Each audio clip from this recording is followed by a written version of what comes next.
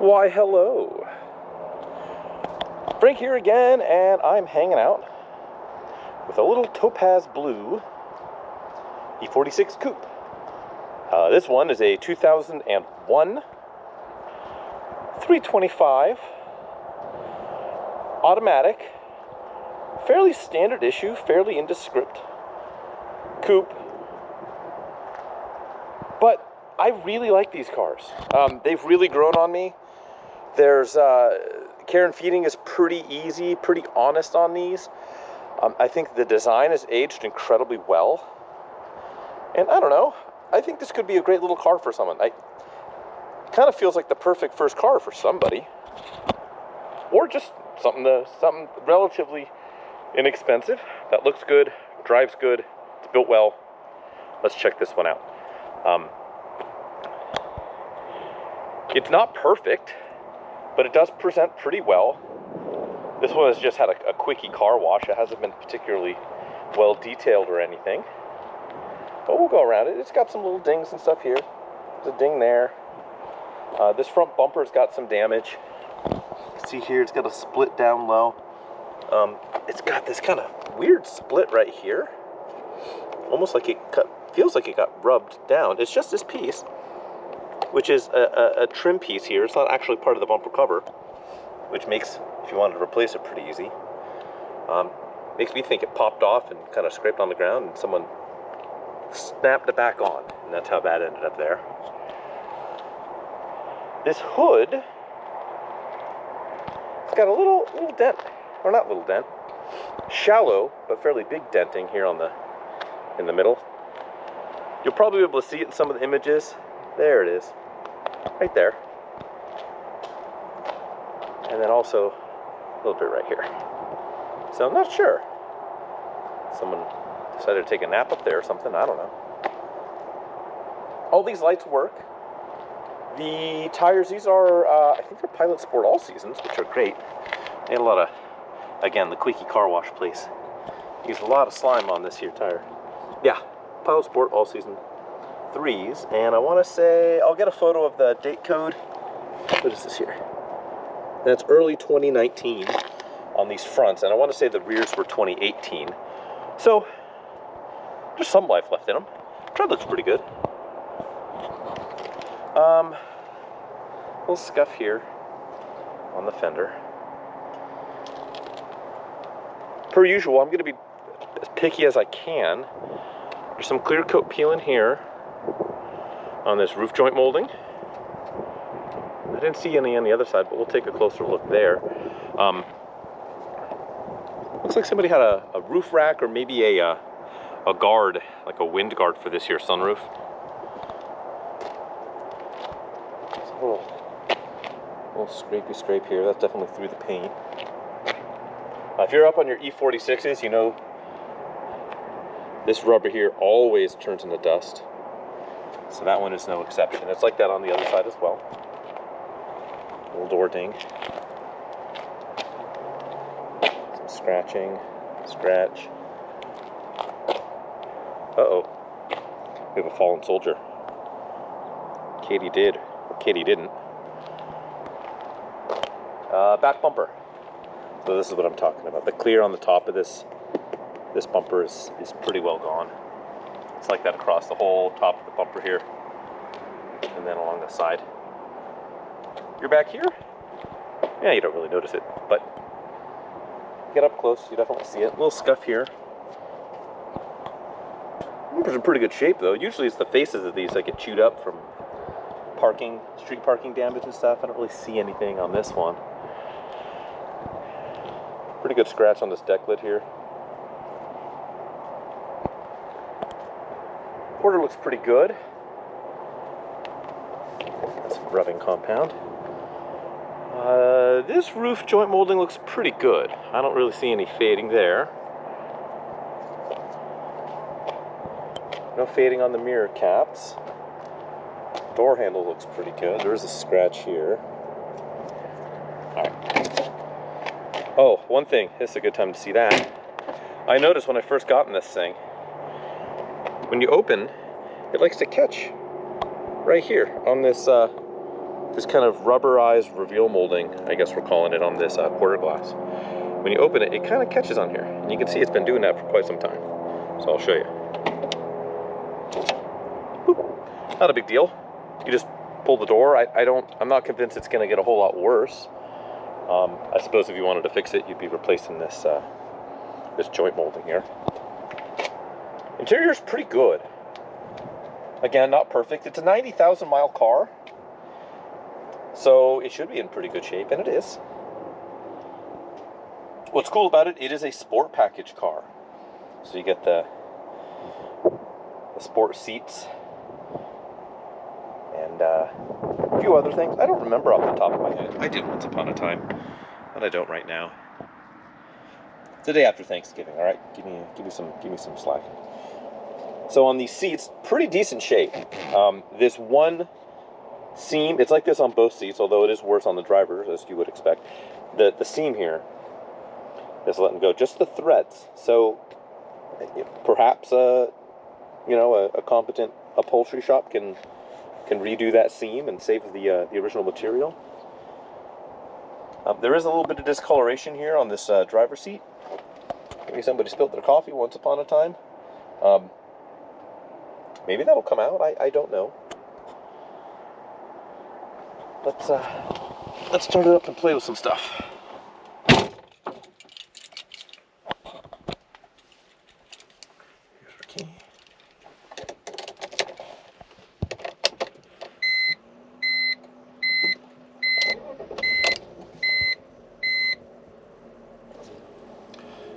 $90,394 miles. The biggest thing of note on this car, the cosmetic things are one thing. This thing drives really well. I have driven it a little bit, not a lot, I don't know, 10 miles or so, but it seems to drive really well. Airbag light. Not the end of the world, worth digging into. I did throw a scanner on it, and it threw a code for the left front side airbag. That's this guy here in the door. I think anyways. And it wouldn't clear. But yeah, that would be something that would need to get addressed and taken care of. I don't know. I know these cars are prone to some airbag recalls. I did call the dealership actually while I was out here taking pictures of the car, and they seem to think there are no pending recalls. So yeah, your mileage may vary there. Yeah, I wish I had a perfect solution for what the fix there is. Presumably put a new module in it, but it might be something simpler than that. Around the rest of this car, horn works, signals work, headlights, fog lights, high beams, signals, all of the things. AC does work, blows nice and cold. I was using it earlier. This readout, which is common to fail, works great. Same with the instrument cluster, all of that there. That readout all seems to be working perfectly. As you can see on the stereo, not so much. It does work. There we go. I haven't tested the CD player. Oh, let's do it in real time. What do we got here? What do we got? The Greek Theater EB1 live in concert. I don't know who that is, but let's see what kind of noises they make. Let's see. Well, that maybe loads. Let's look around the rest of the car here. Super common E46 thing are these pillars. The fabric that's on them likes to go away. What's good is that if you want, you can just pull it off, and what's behind it is also tan. If this was a black interior, it would be pretty ugly, but you can just pull it off and it'll be this yellowish tan underneath. Did it on the one as like a proof of concept. If you want to do it on the other pillars, it's going to be the A pillars, a little bit on the B pillars, and you can see it's really coming off on these C pillars. Then you're welcome to. That's a very easy, simple solution here, and that could be good there.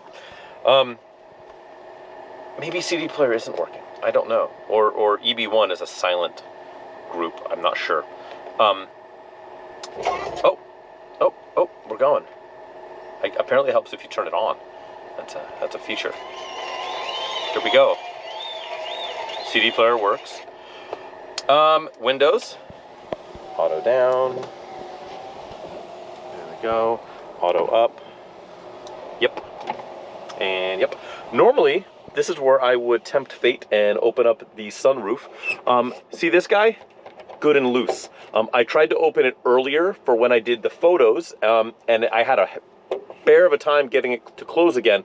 Not because there's anything wrong mechanically with the roof, but because it pulled this cover back into the roof, and then when it wouldn't want to come out, and when it wanted to close the roof, this would get caught, and it would think that it was like running into a human or something, and it would safety mode back. So I had to kind of wedge my fingers in there, pull this loose, and then get this to close. So the sunroof itself seems to work great. It's just this piece here. A lot of people, if you're like me, you never use your sunroof anyway, so you can just leave it like that. But that's just good to know. There we go. Oops. We've got visors.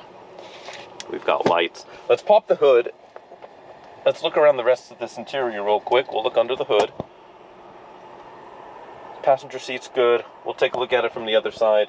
Back seats are in good shape. Probably haven't seen a whole lot of use because 3 Series coupe.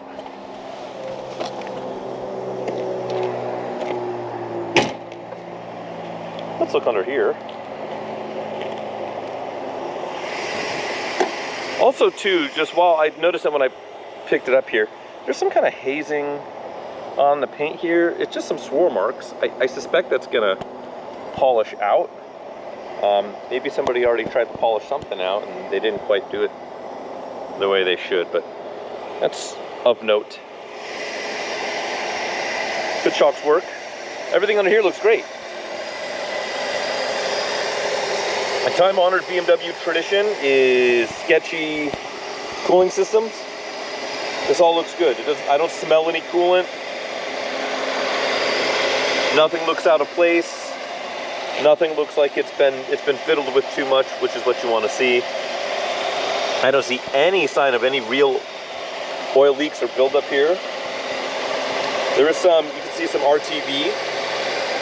So somebody's been under the valve cover here, maybe just to redo the seal. I don't know if that was to address any nano stuff. But it all looks good under here. It sounds really good. Butter smooth.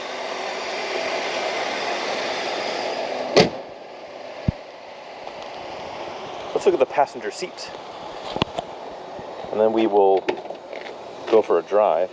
Ooh, getting that golden hour light right now.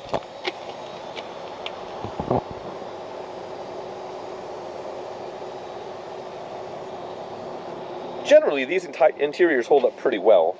Much better than an E36. See, the seam is starting to go a little bit on this side as well. That's kind of it. So why don't we go for a drive? And yeah, go from there. Alrighty.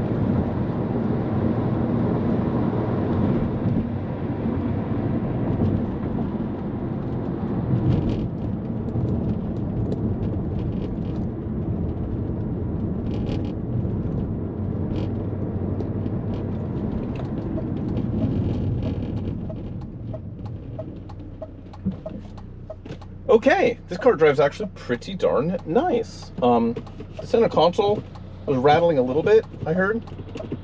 Otherwise, yeah, it tracks straight. The suspension feels good. There's no rattles or anything coming out of that. Engine and transmission feel great. Brakes feel very good. Just a good, solid little car. So, yeah, that's it. Thanks for tagging along. If you haven't seen the auction already, hop over to Cars and Bids to check that out. Bid often, bid early, and I appreciate you guys riding along with me. All right, thank you, friends.